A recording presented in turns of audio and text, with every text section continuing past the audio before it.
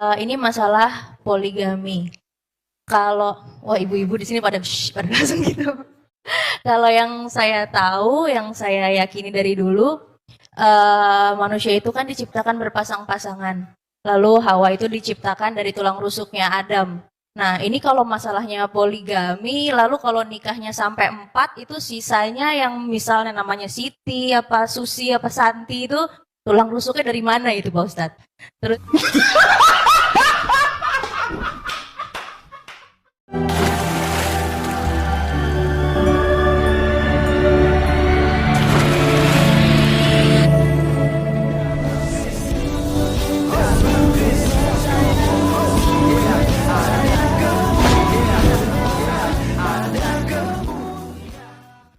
Salam teman-teman sekalian, berjumpa kembali dengan saya Arif Gule di channel TV Laskar Kristus ini. Pada kesempatan kali ini kita akan mendengarkan seorang artis yang dikabarkan bahwa pernah mu'alaf dan kembali lagi ke agama Kristen. Siapakah dia? Yaitu Marcella Simon. Nah, teman-teman sekalian, tentu saja tidak asing bagi teman-teman semua karena seorang artis tentu saja terkenal di Indonesia. Jadi pernah disahadatkan oleh Ustadz Adi Hidayah. Namun mungkin berjalannya waktu, sering banyak bertanya juga terhadap ustadz-ustadz yang ceramah dan lain hal teman-teman sekalian. Banyak sekali yang mungkin menurut dia banyak kejanggalan, akhirnya kembali ke agama Kristen. Luar biasa, oleh karenanya mari kita langsung saja menyimak videonya yang ada berikut ini. Para.com. Diberitakan bahwa seorang artis Marcella Simon dikabarkan telah balik lagi ke agama awalnya, yaitu Kristen. Diberitakan sebelumnya, Marcella Simon unggah foto yang bikin kaget warganet. Foto perlihatkan dia berada di sebuah kolam renang dengan lelaki yang diduga pendeta. Marcella Simon yang kini berusia 32 tahun sebelumnya memutuskan jadi mualaf pada 2019. Saat mengucapkan 2 kalimat syahadat, Marcella Simon didampingi sejumlah rekan artis. Pemuka agama yang membimbingnya masuk Islam adalah Ustadz Adi Hidayat. Asyhadu alla ilaha illallah wa asyhadu anna Muhammadan Rasulullah. Ya, teman-teman sekalian, itulah cuplikan videonya ya. Nanti kita akan lanjutkan ya, karena ada beberapa lagi videonya ketika dia ikut dalam pengajian, bahkan pernah ikut dalam ceramah Ustadz Abdul Somad dan juga bertanya. Nanti kita akan tampilkan. Tetapi teman-teman sekalian, satu hal yang saya mau sampaikan ke kita, bahwasanya orang yang tidak benar-benar hidup dalam kekristenan akan sangat mudah diombang-ambingkan. Terutama ketika tidak memahami tentang doktrinal kekristenan. Misalnya, kenapa Allah Kristen ada 3 pribadi dalam satu hakikat? Dan ketika orang-orang Kristen yang tidak sembahyang ini ya, yang jarang cari Tuhan gitu, yang tidak mau baca Alkitab, ini pasti kebingungan dan tidak akan paham. Makanya ketika ada ajaran baru, mereka sangat mudah disesatkan dan dipengaruhi untuk meninggalkan agama Kristen. Maka teman-teman sekalian, mari ya, jangan malas untuk baca Alkitab. Jangan malas untuk beribadah. Selagi Anda bisa berjalan, selagi Anda bisa duduk ya, datang ke gereja, dengar firman Tuhan, baca firman Tuhan dengan baik, bertanya jika Anda kebingungan terhadap ayat-ayat kitab suci yang Anda bacakan. Nah, maka teman-teman sekalian, tentu saja tidak akan terjadi seperti yang dilakukan oleh Marcella Simon ini. Saya tidak apresiasi tentang apa yang dilakukan dia. Karena apa yang diperbuatnya, dia sudah mengenal Yesus Kristus, mengenal pribadi Allah yang telah nujul menjadi manusia. Dia di antara manusia untuk mengerjakan keselamatan supaya kita tidak binasa melainkan beroleh hidup yang kekal. Tetapi dia menyangkal itu dan lalu masuk ke agama lain. Ya, memang kita tidak bisa menghakiminya. Karena Alkitab katakan barang siapa yang murtad, ya, dia sedang mempermainkan Allah. Dan kita lihat di dalam Galatia pasal 6 ayat 7 dikatakan bahwa jangan sesat, Allah tidak membiarkan dirinya dipermainkan, karena apa yang ditabur orang itu juga yang akan dituainya.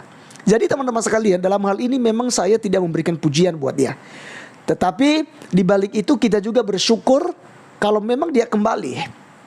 Ya, kalau dia saat ini sudah dibaptis, ya, sudah kembali kepada kekristenan, ya itu bagus. Namun tentu kita akan melihat bagaimana kehidupannya selanjutnya. Karena Alkitab katakan barang siapa yang setia sampai pada akhir, itu yang akan selamat.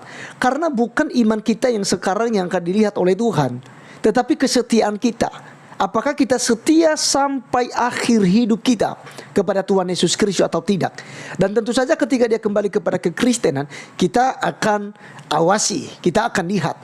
Ya, itu pastinya akan menjadi tugas daripada seorang pendeta di mana dia bergereja nantinya, untuk mendidik, mengarahkan dan membinanya, terus juga untuk mengawasinya. Jangan sampai mempermainkan agama, ya. Nah, jadi teman-teman sekalian, sekali lagi saya tidak apresiasi ya kalau dia artinya masuk Kristen, masuk Islam, kembali ke Kristen, entah bagaimana lagi, apakah masuk Islam lagi, ya, karena pikiran manusia itu berubah-ubah. Ya, satu hari itu 24 jam teman-teman sekalian, dan tentu saja pola pikir kita pasti akan berubah. Maka teman-teman sekalian, satu hal, saat ini sebagian besar orang Kristen tentunya akan berkata bahwa anak yang hilang sudah didapat kembali. Maka kita doakan, kita dukung ya Marcella Simon ini supaya tetap setia dalam imannya yang saat ini dan jangan mempermainkan Tuhan. Seperti dalam Galatia 6 ayat 7 tadi, jangan sesat, Allah tidak membiarkan dirinya dipermainkan.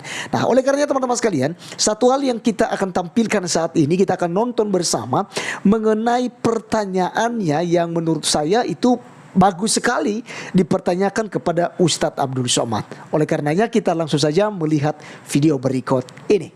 Berikut ini jejak digital Marcella Simon ikut dalam kegiatan pengajian bersama Ustadz Abdul Somad, dan dia menanyakan soal poligami. Assalamualaikum warahmatullahi wabarakatuh. Waalaikumsalam. Sebelumnya Pak Ustadz, saya masih belajar dan banyak mau cari tahu tentang Islam. Jadi mohon maaf kalau pertanyaannya mungkin standar, cuman ini saya penasaran banget dari dulu. Ini masalah poligami. Kalau ibu-ibu di sini pada langsung gitu. Kalau yang saya tahu, yang saya yakini dari dulu, manusia itu kan diciptakan berpasang-pasangan. Lalu Hawa itu diciptakan dari tulang rusuknya Adam.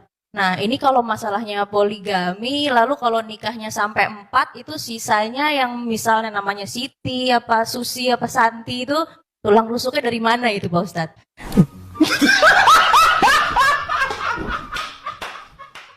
Terus sama kalau memang diperbolehkan, asalkan bisa adil, katanya gitu ya Pak Ustadz. Ini kalau menurut Al-Quran sendiri, adil itu tolak ukurnya seperti apa Pak Ustadz? Karena kan kadang-kadang kalau Rasulullah mungkin kita tahu untuk adil pasti bisa, nggak mungkin nggak gitu kan. Tapi kalau suami yang manusia biasa, kadang istrinya aja setiap kali ngeliat mukanya istighfar gitu kan, banyak-banyak istighfar. Terus dia mau poligami, itu gimana caranya Pak Ustadz ngomongnya? Makanya ya teman-teman sekalian, itulah pertanyaannya ya ketika dia masih di Islam, ya ketika udah mu'alaf masuk ke Islam dan belajar Islam. Dan tentu saja teman-teman sekalian dia akan belajar membaca Al-Quran, belajar ada 30 juz ya buat mereka itu ya, ada 30 juz. Saya tidak mengerti juga teman-teman sekalian, tetapi ada tahapan-tahapan mereka. Kemudian hadis-hadis tentunya ya, dan mungkin dia tiba waktunya dalam sampai kepada sebuah pertanyaan yang membingungkannya, yaitu tentang poligami gitu ya. Kenapa diperbolehkan dalam Islam gitu ya, sementara di dalam Kristen ketika dia masih Kristen itu sangat dilarang oleh agama Kristen, itu tidak diperbolehkan. Kalau dasarnya Tuhan tidak pernah memperbolehkan untuk poligami. Ya, contoh saja teman-teman sekalian, kita ambil dari Abraham. Di mana Abraham teman-teman sekalian tidak memiliki anak dari Sarai. Ya. Dan Tuhan tidak pernah menginginkan hal itu supaya Abraham akan menikah lagi. Tapi siapa yang menyuruh Abraham untuk tidur dengan Hajar, ya, budak daripada Sarai, gitu, yaitu istrinya sendiri. Sarai ini yang menyuruh suaminya yaitu Abraham untuk tidur kepada si Hagar, budaknya. Nah, teman-teman sekalian, selalu di sini adalah keinginan manusia itu sendiri. Nah, jadi untuk berpoligami itu bukan kehendak Allah, ya, bukan kehendak Allah. Maka teman-teman sekalian, di dalam perspektif Kristen saya ajarkan buat kita, ya, kenapa kita dilarang sekali untuk tidak berpoligami. Ya, kalau memang jawaban Ustaz Abdul Somad kalian cari tahu, nanti kalian cek saja, ya, cari di YouTube jawabannya mengapa diperbolehkan berpoligami, dan standar juga untuk berlaku adil itu seperti apa, nanti kalian bisa cek di YouTube. Nah, teman-teman sekalian, saya mengajak kita untuk membaca satu firman Tuhan di dalam Injil Matius pasal 19 ayat 4 sampai ayat yang ke-6, ya, dan seterusnya nanti kita akan baca. Jawab Yesus, "Tidakkah kamu baca bahwa Ia yang menciptakan manusia sejak semula menjadikan mereka laki-laki dan perempuan, dan firman-Nya, sebab itu laki-laki akan meninggalkan ayah dan ibunya dan bersatu dengan istrinya sehingga keduanya itu menjadi satu daging. Demikianlah mereka bukan lagi dua melainkan satu. Karena itu apa yang telah dipersatukan Allah tidak boleh diceraikan manusia." Nah, teman-teman sekalian, tentu saja dalam hal ini, ya, kita melihat bahwa hanya satu laki-laki dan satu perempuan yang kemudian akan disatukan menjadi satu pribadi, ya. Makanya dikatakan mereka bukan lagi dua melainkan satu. Ya, apa yang telah dipersatukan Allah tidak boleh diceraikan oleh manusia. Dan teman-teman sekalian, kita melihat sendiri seperti apa angka perceraian di Indonesia yang terjadi. Ya, kalau di agama Islam sih saya tidak kaget, teman-teman sekalian. Tetapi ada juga perceraian dari orang-orang Kristen. Banyak sekali itu, teman-teman sekalian. Dan banyak nanti yang menggunakan alibi dengan berkata, ya, karena juga Rasul Paulus juga sudah pernah ini, ya, menikah, Yesus itu pernah menikah, gitu, ya. Banyak alasan mereka, gitu, ya. Mereka akan bikin pembelaan diri mereka. Padahal teman-teman sekalian, jelas bahwa Alkitab sama sekali tidak membiarkan manusia sebenarnya untuk menceraikan istrinya ataupun berpoligami, itu tidak diperbolehkan. Apa yang disampaikan oleh Marcella Simon itu hal yang benar, teman-teman sekalian. Ketika Allah menciptakan manusia, itu menciptakan laki-laki dan perempuan, ya. Tidak pernah menciptakan Adam dan dua itu Hawa. Tidak.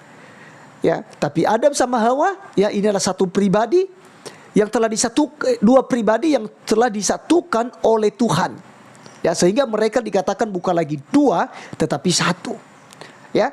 Nah, jadi teman-teman sekalian, mungkin juga, ya, ini asumsi saya saja dan feeling saya, bisa menjadi alasan daripada Marcella Simon ini juga untuk meninggalkan agama Islam. Karena tentu saja dia tidak mendapatkan jawaban-jawaban yang tepat mengenai itu. Karena tentu saja dia sudah belajar daripada kekristenan sebelumnya bahwa untuk berpoligami tidak diperbolehkan. Ya, karena itu akan berdampak buruk dalam keluarga, teman-teman sekalian. Oke. Laki-laki dengan dua istri, kedua istrinya boleh saling memahami. Oke, ya, malam ini kamu dengan suami, besoknya aku dengan suami, ya, boleh-boleh saja. Tetapi anak-anak itu akan terjadi yang namanya persoalan-persoalan dalam rumah tangga. Karena berkelahi. Oh, saya anak sulung, mama saya kan istri pertama dari ayah, gitu, ya. Akan jadi persoalan-persoalan. Terjadi macam yang kita lihat, teman-teman sekalian, di media-media. Maka dalam ajaran kekristenan tidak diperbolehkan untuk poligami maupun menceraikan istrinya, ya. Jadi teman-teman sekalian, sekali lagi kita bersyukur apa yang kita dengar mengenai artis ini, yaitu Marcella Simon, yang sudah kembali ke agama Kristen. Namun teman-teman sekalian, perlu kita catat bahwa kita, ya, jangan mencontohkan atau mengikuti jejaknya, gitu, ya. Jangan sampai kita dan anak-anak kita nantinya jangan sampai mengikuti jejak daripada saudari kita Marcella Simon ini. Makanya mulai dari sekarang didiklah anak-anak kita, mulai dari masa kecil hingga sampai remaja, dewasa, dan sampai mereka bisa mandiri sendiri. Didiklah mereka di dalam firman Tuhan, sehingga teman-teman sekalian mereka tidak mudah diombang-ambingkan, tetapi mereka berpegang kepada ajaran yang benar. Karena hanya di dalam Kristen Anda akan beroleh hidup kekal. Di luar kekristenan Anda tidak memperoleh keselamatan.